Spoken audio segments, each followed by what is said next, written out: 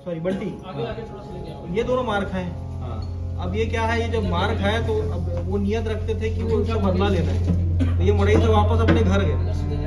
अपने घर में जो हथियार था वो पहले से लेके रखा हुआ था। ये इसने मतलब कहीं नहीं, मतलब समय बेसमय काम आया करके आजकल जो ये ऑनलाइन मंगाया था इसने। अच्छा। और पहले से रखा हुआ था, तो वो आज यूज करने का वक्त आ गया, ऐसा सोच करके वो उसको उठाया, लेकर के आया और जिसको ये मारना चाहता था वो व्यक्ति इसके हाथ में नहीं आया। और इसने सडन प्रोवोकेशन में जो लड़का बैठा हुआ था वहाँ पर फ्री फायर खेल रहा था, जिसके द्वारा मना करने पर और गाली का गलौज देने पर उसको ही इसने दावा दिया। कोई दुश्मनी नहीं था।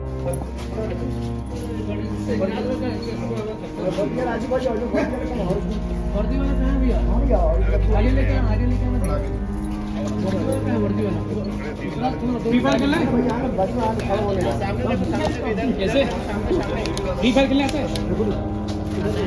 है इधर देखना भाई। वो खेलने नहीं दिए क्या जिसको मारे तुम लोग? कैसे? मैं नहीं मारा हूँ सर। अच्छा, कितने घंटे खेलते थे पहले? कितने घंटे खेलते? बहुत खेलते थे, प्लेयर है क्या?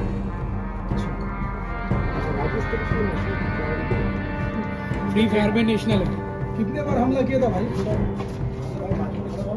हमला कितने बार किया था?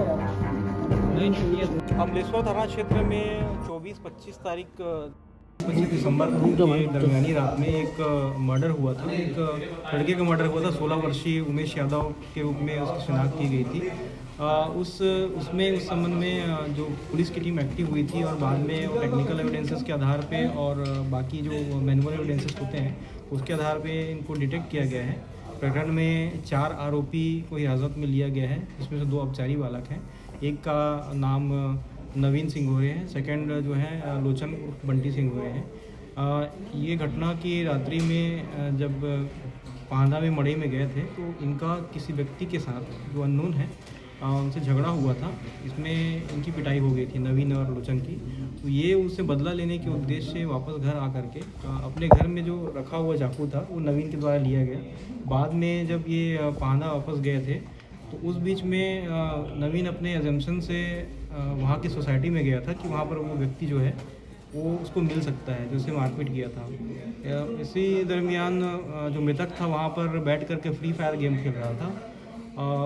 उसी बीच में लोचन सिंघोरे के द्वारा उसका मोबाइल छीन करके फ्री फायर गेम खेलने की चेष्टा की गई थी। उसी बीच में इनके बीच में वाद विवाद हुआ, गाली गलौज हुई थी और इसी सडन प्रोवोकेशन में आकर के नवीन के द्वारा मृतक को चाकू मार करके गोप करके सीने में उसकी हत्या कर दी गई। सर, आरोपी तक कैसे पुलिस पहुंची? आरोपी तक पहुंचने के लिए हम लोगों ने सीसीटीवी फुटेज का सहारा लिया, चूँकि जस्ट सामने में ही पंचायत भवन और आंगनबाड़ी का भवन है, वहाँ पर सीसीटीवी फुटेज थे। उन फुटेजेस में ये दोनों लड़कों का आया हुआ था, फ़ोटो आया था। उसके अलावा इनके साथ 2 अपचारी बालक हैं, वो बाइक में चलते हुए दिखाई दिए थे। लेकिन पूरे पांदा गांव में पूछताछ करने के उपरांत भी इनका आइडेंटिफिकेशन नहीं हो पाया था, क्योंकि ये दूसरे गांव से थे। इसी बीच में साइबर प्रहरी ग्रुप में इनका वीडियो और फोटोज़ को हम लोगों ने वायरल किया था। फिर झीट गांव के द्वारा हमें कुछ टिप मिला था जिसमें इनकी पहचान की गई थी और उनके आइडेंटिफिकेशन के आधार पर इनको हमने हिरासत में लिया और उसके बाद पूछताछ की। बाद में इन्होंने अपना जुर्म स्वीकार किया। सर वो